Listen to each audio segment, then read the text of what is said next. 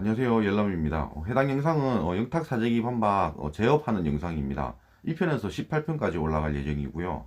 제업 영상 중간중간에 신규 영상도 올라올 수 있습니다. 번호 매긴 걸 보면 아실 거예요. 그리고 신규 영상 올라갈 때는 커뮤니티에 공지를 하겠습니다. 뭔가 내 가수를 방어를 하려면 내용을 알아야 된다고 생각을 해요. 복습 차원으로 영상을 보시고 한 달 전의 영상이니까 그때 제가 했던 추리들이 뭐 얼마나 사실로 들어맞았는지 그런 걸 보면 뭐 재밌을 것 같습니다. 사실 생각해보면 그럽니다. 사람들이 이 4개의 카톡을 다 보고 나서 생각하는 건 뭐냐면은, 아니 영탁도 이 불법 스트리밍을 알았다라는 거잖아요. 그렇다면 이 카톡 자체에 들어있는 이 3명의 구성원, 이 사람들은 불법을 저지르고 있는 사람들이란 얘기잖아요. 적어도 2명은 불법을 저질렀고 영탁은 이 사실을 알면서도 묵인했다, 이런 얘기를 하는 겁니다, 사람들은. 아니, 그러니까 이 카톡에서 이 3명이 이렇게 얘기를 할 때는 자연스러운 그런 얘기를 했을 거라고. 아니, 그러니까 지금 불법을 논의하고 영탁이 거기에 동의했다, 이런 결과를 추론한 거 아니에요, 사람들이. 그렇다면 여기서는 아무런 얘기나 다 할 수 있다고, 이 3명은. 적어도 이 카톡이 유출될 거라는 생각 자체를 안 한 거예요. 그 얘기잖아요, 지금 하는 사람들이 하는 얘기가. 아, 이걸 보고 불법을 알고 있었다라고 생각을 하니까, 여기가 그런 불법 창구니까. 그렇다면 저렇게 4개의 카톡을 나열해가지고 뭐 추리를 할 수 있게 만들 게 아니라, 사실 하나면 간단합니다. 뭐냐면, 야, 영탁아, 이거 걸리면 안 되는 거 알지? 영탁도 그냥, 아니, 당연히 알죠. 야, 씨, 이런 건 안 되잖아요. 당연히 불법이니까. 이런 얘기 하나면, 그런 카톡 하나만 있다면 끝입니다. 저렇게 설명할 필요가 없어요. 안녕하세요. 10번째 남자입니다. 영탁 사재기 논란에 대해서 반박하고 있습니다. 그 2번째 영상이고요. 첫 번째 영상에서는 법적인 부분에 대해서 반박을 했습니다. 영탁은 이미 무혐의 처분을 받았습니다. 그 무혐의는 참고인이 아니라 조사 대상자로서 조사를 받은 거고요. 그 결과 무혐의로 나온 겁니다. 이 편에서는, 아니 그렇다고 하더라도 야, 카톡을 보니까 야, 영탁도 그 불법 사재기 나온 걸 야, 다 알고 있었던 것 같은데, 이런 사람들이 많습니다. 그러니까, 아니 법적으로 문제가 없다고 하더라도 야, 알고 있었으면 그 자체로 도덕적으로 문제가 있는 거 아니냐, 이런 얘기를 하는 사람들이 많을 수가 있어요. 거기에 대해서 반박을 해보도록 하겠습니다. 저는 그래서 이 도덕적 비난의 조건을 3가지로 나눠봤습니다. 그러니까 영탁이 불법적이라는 걸 알고 있었냐, 저는 이렇게 생각을 하거든요. 카톡을 누군가가 깠습니다. 카톡이 총 4개예요 하나씩 보겠습니다. 자, 1번 카톡입니다. 소속사 대표랑 A씨가 얘기를 하네요. 그러다가 수십 개씩 스트리밍 되고 있는 모습을 띄우고요. A씨가 오늘 한 횟수예요? 그러니까 영탁이도 작업하는 거 알아? 소속사 대표가 네 라고 합니다. 그러니까 이걸 보고 아, 영탁이도 알고 있네 라는 결론에 도달합니다. 그리고 2번을 보겠습니다. A씨가 이 모니터를 보여주고요. 오늘부터 시작하는 거예요? 이렇게 묻고 밑에 영탁도 같이 있다, 그냥 요거를 딱 보여주네요. 그리고 3번입니다. 3번은 또 모니터를 캡처를 해주고요. 영탁이 이제 실시간 1등인데요. 이게 음원순위 1등이 아니라 검색어 1등입니다. 요걸 캡처한 걸 보내주고, KT 왜 실검 올라갔지? 멜론이 올라야 되는데, 이러니까 영탁이 크크크크 짝짝짝짝. 처음으로 영탁이 응답을 합니다. 웃은 거죠. 어떻게 보면 뭐 동조했다고 보여지기도 해요. 그리고 4번입니다. 뭐 시작한다 하고 또 띄워주고 막 여러 개 있는 걸 보여줍니다. 영탁이 크크 어디세요 형? 그러니까 A씨가 작업하고 있지, 작업실에서 조회수 많이 올릴 거다. 그러니까 영탁이 하이고 하면서 웃으면서 굽신굽신. A씨가 또 스트리밍 하는 것도 보여주고, 이게 한 중략 이 밑에 좀 몇 개가 있는 것 같아요. 다 치우고 이제 영탁이 언젠가 자기 유튜브를 올리니까 A씨가 또 그래 이렇게 얘기를 하네요. 이게 나오니까 사실 영탁이 욕을 많이 먹었어요. 그러니까 영탁도 가만히 있을 수 없습니다. 그래서 카페에다가 자기 입장을 올려요. 그거부터 한번 볼게요. 영탁입니다. 변명으로 비추어질 수 있는 이야기지만 진실된 마음으로 한자 한자 적습니다. 제가 이 건에 대해 알고 있었다는 것은 사실이 아닙니다. 수사기관에 출석해 조사를 받았고 이 건에 관련해 무혐의로 밝혀졌습니다. 요거는 근데 착각할 수도 있는데 잘 생각해야 됩니다. 알고 있었다는 것과 무혐의로 밝혀졌다는 것은 실제로 다를 수가 있습니다. 그러니까 어떤 불법적인 사건이 있는데 그걸 알고 있다고 해서 그걸 처벌하진 않거든요. 그러니까 참여자가 아니면 처벌하지 않으니까, 여기서 무혐의로 밝혀졌다고 하더라도 알고 있었냐 모르고 있었냐는 또 다른 의미일 수가 있어요. 그래서 이 2편에서는 이 알고 있었다는 거에 대해서 반박을 하려고 하는 거예요. 고용한 매니저와 방송 일정을 공유하기 위해 만들어진 카톡방이고, 올라온 글 중 방송 일정 외에 다른 내용에는 크게 관심을 두지 않았습니다. 제 입장에서는 현장에서 뛰어야 할 매니저가 왜 모니터 사진을 보내는지 솔직히 한심한 생각이 들어서 의미 없는 이모티콘을 보낸 것도 사실입니다. 이러네요. 마지막이 제일 중요합니다. 불법 스트리밍 작업이라고는 조금도 생각하지 못했습니다 라고 자기 입장을 말합니다. 그러니까 이 부분이 제일 중요합니다. 그러니까 이게 불법 스트리밍인지 알고 있었냐라는 게 가장 중요한 거예요. 그걸 알고 있었다면 법적으로는 피해 갔다고 하더라도 야, 도덕적으로는 이거 문제 있는 거 아니냐라고 얘기를 할 수가 있거든요. 추가로 보겠습니다. 제가 이 일을 알게 된 건 2020년 2월 미스터트롯 참가할 시기에 대표님과 매니저 사이에서 작은 다툼이 있었다. 당시에 대표님은 미안해하면서 과정에 대해서 설명을 하고 사기당한 것 같다고 이야기해 주었습니다. 그래서 오죽했으면 그렇게까지 하셨을까라는 생각도 들었지만 이게 결과적으로 안 됐으니까 오히려 다행이라고 생각했습니다 라고 하네요. 그리고 마지막에 지금까지 영탁이라는 가수를 활동할 수 있게 도와주신 팬분들과 밀라그로 대표님에게 해야 하는 도리라고 생각했습니다. 요 마지막은 무슨 얘기냐면 결국 지금 밀라그로 대표님은 이제 불법을 저질렀기 때문에 기소가 돼서 조사를 받을 겁니다. 근데 가수 영탁의 입장은 그겁니다. 그러니까 이 불법이라는 것도 알지만 사실은 오죽했으면 그렇게까지 했을까 해서 좀 안타까운 마음인 겁니다. 그래서 손절하진 않고 그냥 갈 것 같아요. 근데 그 같이 가는 거에 대해서 혹시나 팬분들이 야, 대표 그거 걔 잘라야 되는 거 아니야? 너 딴 데 가. 그렇게 얘기를 할 수 있으니까 여기에 대해서 입장을 말하는 겁니다. 그러니까 사람들이 오해할 수 있어요. 아니 여기서 대표를 손절치지 못하는 건 대표랑 너랑 한통속이라서 그런 거 아니냐? 이렇게 얘기를 할 수도 있기 때문에 여기서 이 입장은 되게 중요합니다. 정말로 나는 저 불법 스트리밍은 몰랐지만 사실 나는 여태 계속 이 대표님이랑 같이 해왔고 이 불법을 저지르는 것도 나를 해코지 하려는 게 아니라 어떻게 보면 나를 되게 위해서 하려고 했던 거기 때문에 나는 이 사람을 버릴 수는 없다. 이 얘기는 되게 중요하기 때문에 이 입장을 말한 겁니다. 사실 영탁의 입장을 보고 나면요 이 카톡이 조금은 이해가 갑니다. 이 카톡이 나오더라도 영탁은 정말로 자기는 몰랐다라고 얘기를 하는 거예요. 그렇게 말하는 이유가 있지 않을까라는 생각이 들고요. 하나씩 살펴보니까 어떤 얘기인지 알 것 같습니다. 그래서 다시 카톡을 볼게요. 이게 이제 전체의 카톡이고요. 1, 2, 3, 4번 카톡이 있는데 야 영탁도 불법 스트리밍을 알고 있었는 거 아니냐? 이렇게 생각을 하게 만들게 되거든요. 근데 좀 이상한 게 있습니다. 뭐냐면은 이게 지금 3명이 들어있잖아요. 소속사 대표, 그 다음에 매니저, 새로 들어온 매니저 A, 그 다음에 영탁 이렇게 3명이 연관이 되어 있는데 당연히 이 카톡은 SBS 연예 쪽에 제보를 한 건 이 매니저일 거 아니에요. 아니 그러니까 이 카톡에서 이 3명이 이렇게 얘기를 할 때는 자연스러운 그런 얘기를 했을 거라고. 아니, 그러니까 지금 불법을 논의하고 영탁이 거기에 동의했다 이런 결과를 추론한 거 아니에요 사람들이. 그렇다면 여기서는 아무런 얘기나 다 할 수 있다고 이 3명은. 지금 사람들이 그렇게 생각을 하잖아요. 이 카톡을 보고 영탁이 야 불법에 다 동의했네 라고 생각한다는 건 적어도 이 카톡이 유출될 거라는 생각 자체를 안 한 거예요. 이걸 보고 불법을 알고 있었다라고 생각을 하니까 하면 저렇게 4개의 카톡을 나열해가지고 뭐 추리를 할 수 있게 만들 게 아니라 사실 하나면 간단합니다. 뭐냐면 야 영탁아 이거 걸리면 안 되는 거 알지? 영탁도 그냥 아니 당연히 알죠. 야 씨 이런 건 안 되잖아요. 당연히 불법이니까. 이런 얘기 하나면 그런 카톡 하나만 있다면 끝입니다. 저렇게 설명할 필요가 없어요. 그러니까 무슨 얘기냐면 지금 이 4개의 카톡은 설명을 하고 있습니다. 설명을. 하나하나를 보면 그런 설명이 안 돼요. 그런 설명에 도달하지 못합니다. 다시 볼게요. 1번 카톡을 보겠습니다. 1번 카톡은 아까 처음 봤을 때는 몰랐지만 제목을 보면 소속사 대표와 A씨가 주고받은 대화 내용을 재구성입니다. 여기는 영탁이 들어있질 않아요. 그냥 둘이서 대화를 한 겁니다. A씨가 한번 떠보는 거예요. 야 영탁이도 알지? 그러니까 대표가 네라고 합니다. 그러니까 사람들은 이걸 보고 결론은 야 영탁이도 불법 작업을 알고 있구나 이렇게 생각을 하지만 사실상 그냥 둘이서만 얘기한 겁니다. 실제로 아는지 모르는지는 몰라. 그리고 뭐 불법이라는 얘기도 안 나와 있고요. 2번도 다시 보면요 이게 이 작업을 시작할 때의 상황입니다. 이 방에는 그냥 영탁이 있다 이것만 보여주는 거예요. 영탁이 아무 응답도 하지를 않았습니다. 그러니까 저 화면을 봤다라는 것만 얘기를 하는 거예요 이 카톡은. 그러니까 이게 카톡을 하나씩 배열을 해서 이게 하나씩 설명을 하고 있다고요. 그렇게 교묘하게 짜놓은 겁니다. 3번째 걸 볼게요.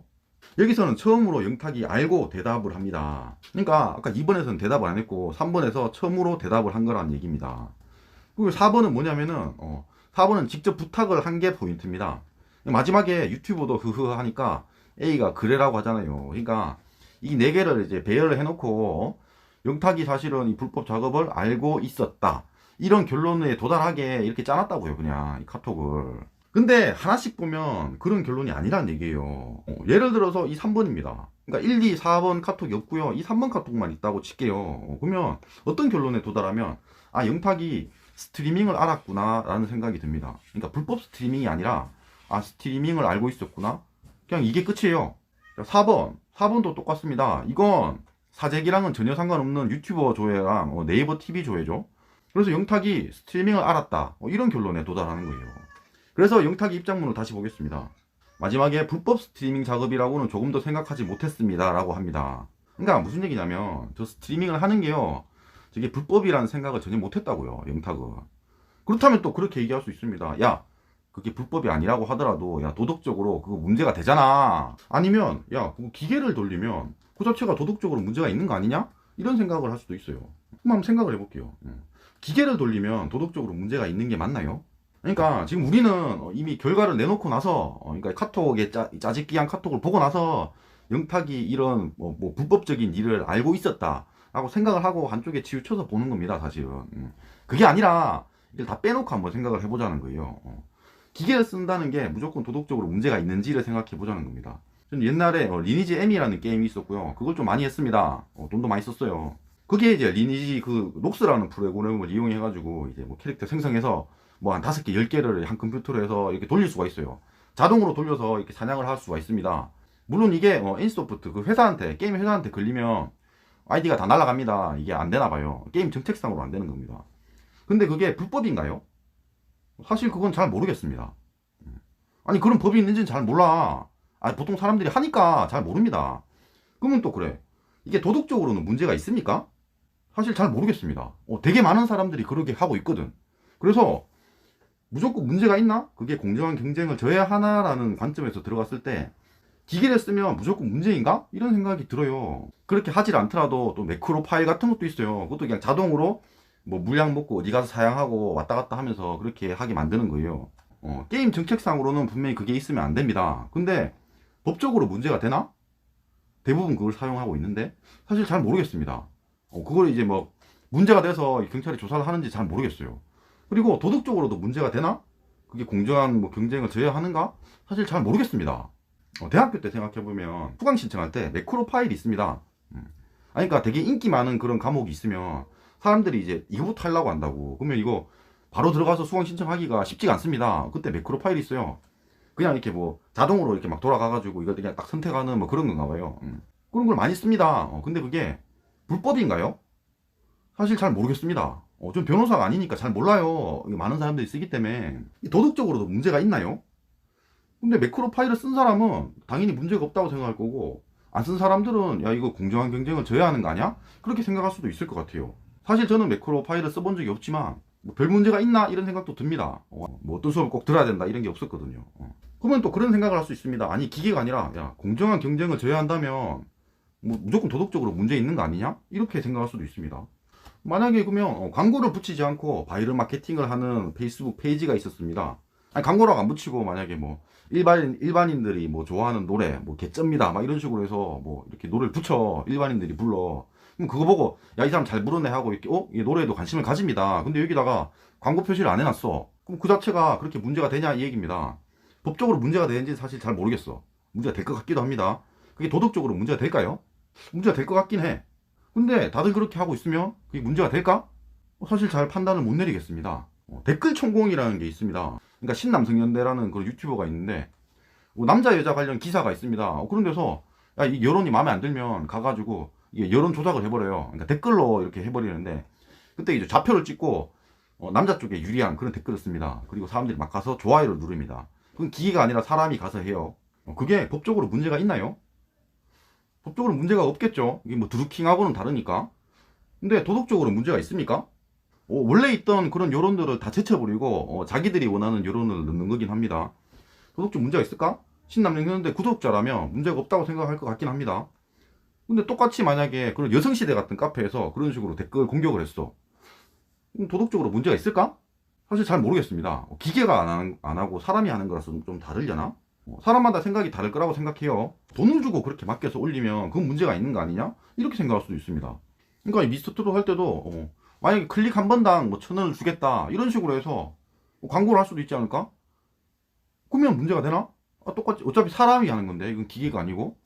근데 돈을 줬으면 안 되나? 모르겠습니다. 사람마다 차이가 있지 않을까요?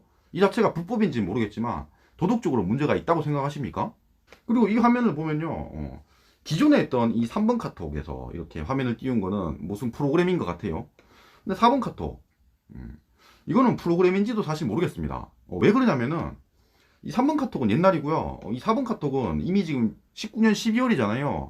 19년 12월이면 여기서 말하는 이게 19년 10월이 이미 지났잖아요. 무슨 얘기냐면, 아니 지금 이거 문제가 생겨가지고 돈 1,500만 원 돌려받고 또 소송도 제기를 했거든요. 그게 19년 10월입니다.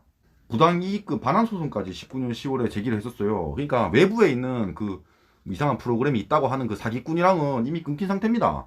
근데 그런 프로그램을 쓴다고? 그 자체도 이상합니다.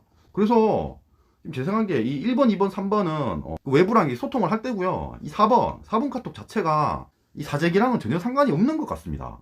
아니, 그러니까 이게 전혀 달라요, 내용이. 근데 굳이 마지막에 이 영탁이 유튜브 올린 거, 이걸 보여주려고 짜집기를 한 겁니다. 사재기랑은 전혀 다른 내용입니다, 이건. 그래서 어떤 생각이 드냐면, 이 4번의 1, 이 카톡, A씨가 올린 이 카톡을 보면, 이 화면은 자동 프로그램이 아닌 걸 수도 있겠다, 이런 생각도 들어요. 아니, 이게 화면이 몇 개 없습니다. 그리고 막 지그재그로 막 올라가 있잖아요. 그래서 그냥 수동으로 한 거 아니야? 그러니까 한 4-5개 올려가지고 이렇게 뭐 로그인이 다 되는지는 모르겠지만 그냥 올려서 조회수 올리는 게 아닌가? 이런 생각도 듭니다. 그래서 만약에 그 미스트로 처음 시작할 때 내가 만약에 뭐 임용 팬이야, 그러면 나도 컴퓨터에 들어가. 아빠, 엄마, 뭐 형 뭐 다 해가지고 아이디를 다 들어가서 한 번에 조회를 시킨다고 쳐요. 저런 식으로. 그건 문제가 있나? 그러니까 불법인가? 아니면 뭐 도덕적으로 문제가 있을까요? 사람마다 다르지 않을까요? 그러니까 제가 무슨 얘기를 하고 싶냐면요. 법은 명확합니다. 아니, 법은 법전에 쓰여 있으니까 명확해요. 근데 도덕이란 건 경계가 되게 모호합니다. 아니, 어떤 사람은 이렇게 간디 같을 수가 있고요. 어떤 사람은 뭐 배인규 같을 수가 있어요. 그러니까 도덕적인 경계는 모호합니다. 그래서 그냥 이 카톡을 보고 결국 지금 문제는 이제 영탁이 불법 스트리밍을 알았냐라는 거잖아요. 불법은 당연히 몰랐습니다. 이미 결론이 났어요. 이 불법이 아니니까. 근데 결국 이제 영탁이 스트리밍을 알았냐라는 건데요. 그러니까 이 도덕적 경계가 모호하잖아요. 그래서 지금 이 3번 카톡이나 4번 카톡을 봤을 때 이 스트리밍을 보고 영탁이 알았습니다. 이게 불법이 아닌 상태에서, 그러니까 도덕적으로 무조건 문제가 있다고 얘기를 할 수가 있냐 이 얘기입니다. 아니, 사람마다 그게 다르니까 도덕적인 그런 관점이. 그러면 그럴 수 있습니다. 야, 그거 다 물타기잖아. 그런 사람들이 있을 수 있어요. 마지막으로 하나만 더 보여드릴게요. 이 사람이 팩토리라는 유튜버입니다. 이 사람이 챌린지를 했어요. 뭐냐면은, 아니, 좋아요가 많으면 300만 원을 드립니다. 챌린지를 했습니다. 1등은 200만 원을 주고요. 2등은 100만 원을 준답니다. 그래서 이제 많은 유튜버들이 참여를 합니다. 그러니까 자기 채널에 영상 올려서 팩토리 챌린지입니다 해가지고 막 영상 올리고 자기 구독자들한테 좋아요를 많이 받는 겁니다. 그런 식으로 해서 1등이 되면 200만 원 받으니까 요걸 한 거예요. 챌린지 조건이 사실 뭐 별게 없었어요. 근데 중요한 게 뭐냐면 자신의 모든 것을 이용해서 좋아요를 많이 받아라 라고 했어요. 그럼 당연히 뭐 유명한 유튜버들이 뭐 유리하겠죠. 구독자가 많으니까. 그래서 어쨌든 진행이 됩니다. 이게 한 14일인가 7일인가 있고 나서, 근데 중간에 팩토리가 커뮤니티에 글을 올립니다. 왜 그러냐면은 어떤 한 명이 좋아요 봇이라는 걸 사용합니다. 이 좋아요 봇이 뭐냐면요, 그냥 자동 프로그램을 해가지고 좋아요를 그냥 무한정으로 그냥 생성을 하는 겁니다. 결과적으로 어떻게 됐냐면 1등은 신난 청년대가 이제 됐기 때문에 200만 원을 받았는데 2등이 이 좋아요 봇을 사용한 일반인이 된 거예요. 그러니까 3등도 유튜버인데 그 팬들이 있을 거 아니야. 완전 그냥 뭐 빡치는 거죠. 그래서 이게 싸움이 난 겁니다. 그래서 팩토리가 커뮤니티에 올린 게 이거예요. 아니, 다름이 아니라 좋아요 수로 따지면 좋아요 봇을 사용한 사람이 2등을 했는데 그 자체가 이게 문제가 있나? 문제가 있다면 걔를 빼야 되잖아. 그런 얘기를 한 거예요. 그래서 투표를 받았습니다. 3대7 정도로 했죠. 그래서 야, 좋아요 봇은 순위에서 제외해라. 이게 사람이 많았습니다. 그래서 이제 제외하려고 보니까 여기 또 댓글이 달리잖아요. 근데 댓글료로는 그게 아니었어요. 아니, 그걸 제외하면 어떡해? 왜 제외하면 안 되냐면, 야, 팩토리 네가 그런 얘기를 했잖아. 자신의 모든 것을 이용해서 좋아요를 받아라 라고 했잖아. 응? 야, 이거 좋아요 봇도 자신의 모든 것 아니냐? 이렇게 된 겁니다. 그러니까 되게 애매해진 겁니다, 팩토리가. 그러니까 이게 사람마다 그 기준이 다르다는 거예요. 도덕적 기준이. 어떤 사람은 야, 기계 써서 그렇게 하는 건 당연히 안 되는 거 아니야? 아니, 근데 좋아요만 많이 받으면 된다고 했으니까 그렇게 써서 하는 것도 되지. 야, 그렇게 따지면은 야, 유명 유튜버가 무조건 유리한데? 이런 식으로 된 겁니다. 결국 팩토리는 다 인정했어요. 그러니까 2등하고 3등도 다 100만원씩 줘버립니다. 그리고 끝내버렸습니다. 그래서 결론은 다시 말하겠습니다. 법은 명확하고요. 이 도덕의 경계는 명확하지가 않습니다. 그래서 영탁이 스트리밍 하는 걸 알았다라는 것, 그게 무조건 도덕적으로 잘못일까라는 생각이 드는 겁니다. 그래서 여기에 대해서 성재준이 뭐라고 하나 한번 좀 봤습니다. 그러니까 성재준이 이렇게 얘기를 하더라고요. 야, 누가 뭐든지 간에 영탁 씨는 알고 있었고, 야, 사실상 영탁 씨가 주도를 했다고 얘기까지 할 수도 있습니다 라고 얘기를 해요. 저는 왜 이렇게 얘기를 했는지 모르겠습니다. 성재준 씨한테 한번 묻고 싶어요. 왜 그러냐면 여기서 중요한 건 불법 스트리밍 작업이라는 걸 영탁이 알았냐라는 거거든요. 근데 왜 이렇게 애매하게 얘기를 합니까? 아니, 그러니까 이렇게 말할 수 있잖아. 야, 누가 보든지 영탁 씨는 불법 스트리밍이라는 걸 알고 있었고, 사실상 영탁 씨가 주도를 했다, 이렇게 얘기를 하면 안 되나? 왜 그렇게 얘기를 하지 않고 저렇게 두루뭉실하게 얘기를 합니까? 영탁이 불법 스트리밍을 알고 있었다고 얘기를 하세요. 그렇게 얘기를 못 할 거면서 왜 그런 영상을 찍고 있죠? 혹시 그게 사실이 아니라고 생각하는 거 아니에요? 영탁이 자기가 이렇게 얘기한 거 불법 스트리밍 작업이라고는 조금도 생각하지 못했습니다. 이 얘기는 자신의 가수 생명을 걸고 얘기하는 겁니다. 무슨 얘기냐면 저 카톡, 이 카톡은 A씨의 카톡이죠. A씨는 지금 나쁜 사람입니다. A씨가 지금 이렇게 제보를 했으니까 A씨가 근데 저 카톡을 다 가지고 있어요. 지금 이렇게 내보낸 카톡 말고 다른 데에서 만약에 영탁이 불법 스트리밍을 알고 있었다라는 사실이 나온다면, 그런 사실이 나온다면 영탁은 이제 끝입니다. 말 그대로 가수 생명을 걸고 얘기를 하는 겁니다. 근데 성재준은 아무것도 안 걸고 이런 얘기를 하고 있는 겁니다. 두루뭉실하게 영탁 씨는 알고 있었고 주도했다고 얘기까지 할 수도 있습니다, 이런 얘기를 하고 있는 거예요. 그러면 안 됩니다. 확실히 걸고 얘기하세요. 불법임을 알고 있었고 영탁이 주도를 했다고 얘기를 하세요. 왜 그렇게 말 못합니까? 그게 아닐 수도 있겠다라고 생각하는 거 아니에요? 그리고 나서 영탁의 입장을 좀 더 보겠습니다. 그러면 좀 더 이해하기가 쉬울 거예요. 가운데 보시면은 고용한 매니저와 방송 일정을 공유하기 위해 만들어진 카톡방이라고 했습니다. 이걸 내가 영탁이 아니기 때문에 사람들이 생각을 잘 못합니다. 무슨 얘기냐면 두 명이 있는 카톡방은 서로 이게 얘가 얘기하는 건 얘를 들으라고 하는 얘기입니다. 그래서 무조건 의사소통이 됩니다. 근데 세 명 이상이 있는 단체 카톡방은 그렇지가 않습니다. 이 카톡방이 만들어진 목적이 되게 중요해요. 그래서 이런 얘기를 한 겁니다. 방송 일정 공유하려고 만들어진 카톡방이다, 이겁니다. 그래서 이 두 번째 카톡을 보시면 A씨가 그냥 모니터를 저렇게 탁 찍어서 올립니다. 그러니까 영탁이 아무 대꾸를 안 해요. 이걸 잘 생각을 못 하는데, 저도 이제 친구랑 있었던 카톡을 좀 꺼내봤어요. 이런 카톡이 있습니다. 이건 그냥 우리 친구들 6명이서 얘기하는 카톡이에요. 아무 목적이 없는 그런 카톡입니다. 누군가 캠핑 관련된 얘기를 이렇게 했습니다. 근데 저는 저기에 관심이 없습니다. 이건 캠핑 관련된 이 카톡도 아니고 난 저건 잘 몰라. 그래서 아무 댓글 안 했어요. 그런 겁니다. 다시 볼게요. 이 카톡의 존재 이유는 저런 게 아니라고, 불법 뭐 저런 게 아니라고, 뭔지 모르겠지만 사재기 이런 게 아니라고요. 그냥 이 일정 공유하려고 한 겁니다. 그래서 제일 둘이가 무슨 얘기를 하더라도 영탁은 관심이 없을 수가 있다고요. 그럼 그럴 수 있어. 야, 영탁 네 앨범 그 자켓이 있는데 그걸 관심이 없다는 게 말이 돼? 뭐 이럴 수도 있어요. 그래서 저도 친구들이랑 카톡에서 이런 걸 찾았습니다. 이 카톡은 친구들 전체가 제가 유튜브 하는 걸 알고 있습니다. 그러니까 이거 한강대학생 사건 관련 이제 기사가 나오니까 나한테 이제 물어본 겁니다. 야, 이거 뭐 하나 할 수 있겠네, 이렇게 올린 거예요. 저는 저때 저 카톡을 못 봤습니다. 그리고 지금 와서야 제가 이 카톡을 봤을 때 야가 그때 이걸 올렸었지, 이 사실 자체도 기억을 하지 못했어요. 그러니까 저거는 그냥 나중에 봤으니까 그냥 대충 넘긴 겁니다. 그러니까 나를 지정해서 그런 얘기를 하더라도 이건 단체 카톡이기 때문에 야, 무조건 알고 넘어가야지, 이럴 수는 없는 거예요. 난 이게 기억이 전혀 안 난다니까. 그러면 또 그럴 수 있어. 아니, 저거 일적인 카톡이랑 그게 또 다 같냐? 야, 그 세 명이서 그냥 일 관련 카톡 하는 건데 그거 모를 리가 있냐, 이럴 수도 있어요. 그래서 저도 이런 카톡이 있습니다. 이거는 저희 팀원 4명이서 이제 저희 회계법인에서 4명이 들어있는 카톡입니다. 이 카톡의 존재 목적은 뭐냐면은, 그러니까 일정을 공유하고 어떤 뭐 이게 문제되는 사건이 있으면 그런 거 올려서 뭐 토론도 하고 뭐 그런 카톡이에요. 근데 이 매니저 회계사님이 이런 얘기를 했어요. 뭐 BIS 비율이 낮아져서 유상증자 검토한다고 하는데 이 뭐 절차 등에 뭐 답변하였습니다, 이래. 그러니까 자기가 뭘 했다고 이렇게 얘기를 한 거예요. 근데 저는 저 카톡이 기억이 나질 않습니다. 왜 그러냐면 난 저기에 관심이 없거든. 이게 내용밖에 안 들어있는데도 저걸 안 봤어. 왜 그러냐면요, 저 밑에 제가 이렇게 중간에 얘기를 했고 밑에 한 명 있잖아요. 이 사람이 저 회사의 인차지입니다. 그러니까 필드 책임자예요. 그래서 나는 저걸 보더라도 그냥 관심이 없었어요. 그래서 지금 저 카톡을 보더라도 저때 그런 말을 했었나? 라는 생각이 안 듭니다. 그러니까 이 카톡 자체의 존재 이유가 중요한 거고요. 내가 이 사건을 몰라도 되면 그렇게 관심을 안 가질 수도 있다, 이 얘기예요. 이 일정을 공유하기 위한 그런 목적의 카톡이었다는 게 중요하다는 겁니다.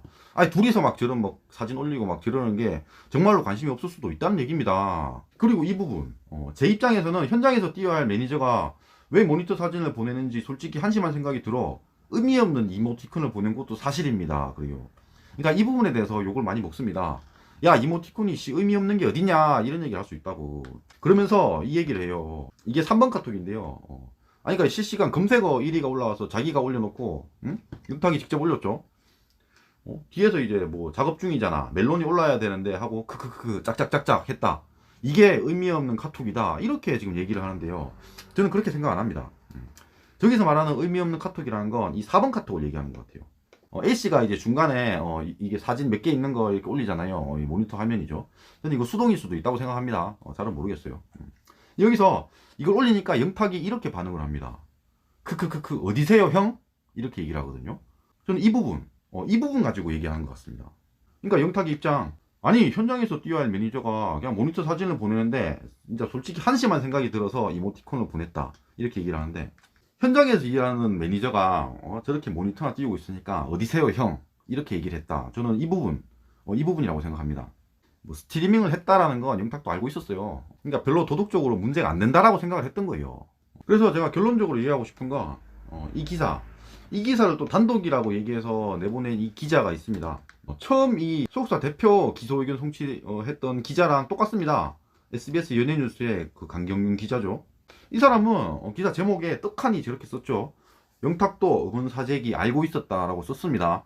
저거 책임져야 됩니다. 영탁은 분명히 모른다고 했어요. 음원사재기라는 저 워딩은 불법임을 가정한 워딩입니다. 영탁은 분명히 얘기했습니다. 불법 스트리밍은 난 전혀 몰랐다라고 얘기를 했어요.